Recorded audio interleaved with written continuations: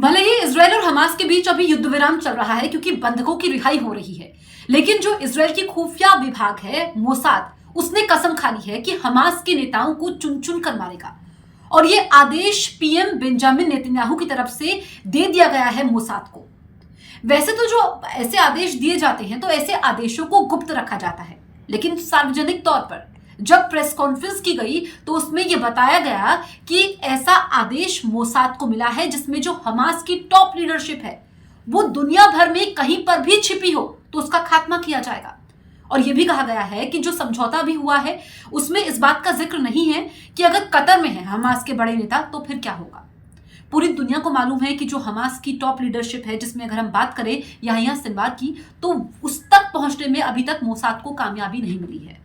या तो हमास के टॉप लीडर्स इस वक्त कतर में रह रहे हैं, लेकिन जो अग्रीमेंट हुआ है क्या इतना आसान हो पाएगा मोसाद के लिए, नेतन्याहू के लिए, कि कतर में जो हमास के नेता मौजूद हैं उनको मारा जा सके? ये इस वक्त सबसे बड़ा सवाल है। लेकिन हमने देखा कि गाजा पट्टी जहां पर एक एक करके नियंत्रण किया गया है इजरायली डिफेंस फोर्सेस द्वारा, वहां पर भी हमास के बड़े नेता मौजूद हैं।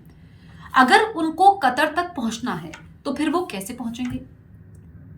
ऐसे में उनको रास्ते तय करने पड़ेंगे। मिस्र के रास्ते से जाएंगे जहां पर पूरी तरीके से इजरायली डिफेंस फोर्सेस की एजेंट्स मौजूद है, हर जगह इजरायली डिफेंस फोर्सेस की तैनाती है बॉर्डर्स पर। तो फिर कैसे हमास के आका बचेंगे, ये इस वक्त बड़ा सवाल है। और हमने देखा कि जो इस्माइल हानिया है उसकी धरपकड़ की कोशिशें लगातार हो रही हैं। ऐसे बहुत सारे नेता हैं जो इस वक्त मोसाद की हिट लिस्ट में हैं। और जो ये समझौता हुआ है जिसमें कई तरह के हमने आर्टिकल्स पढ़े हैं, जो विशेषज्ञों की टीम है वो कह रही है कि इससे इजराइल को भारी कीमत चुकानी पड़ेगी, क्योंकि ऐसी गलती नेतन्याहू जो कर रहे हैं उसके परिणाम आगे भुगतने पड़ेंगे।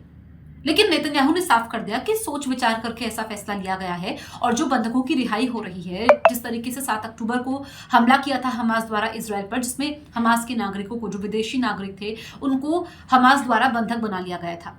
ऐसे में जो अग्रीमेंट हुआ है इसमें जो नागरिक रिहा हो रहे हैं, जिसमें विदेशी नागरिक भी हैं, और जैसे ही ये बंधकों की रिहाई हो जाएगी फिर एक बार फिर से जो ग्राउंड ऑपरेशन है, चाहे हम ग्राउंड ऑपरेशन की बात करें या फिर हम बात करें कि सर्जिकल स्ट्राइक्स की, वो शुरू कर देगा मोसाद जो खुफिया विभाग है।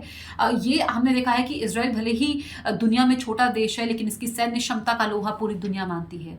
और जिस तरीके से हमास ने इजराइल पर हमला किया, और हमास का दुश्मन बन चुका है इजराइल, जो पलटवार इजराइल द्वारा किया गया हमास पर, उस वक्त पूरी दुनिया ने देखा कि इजराइल क्या कुछ कर सकता है।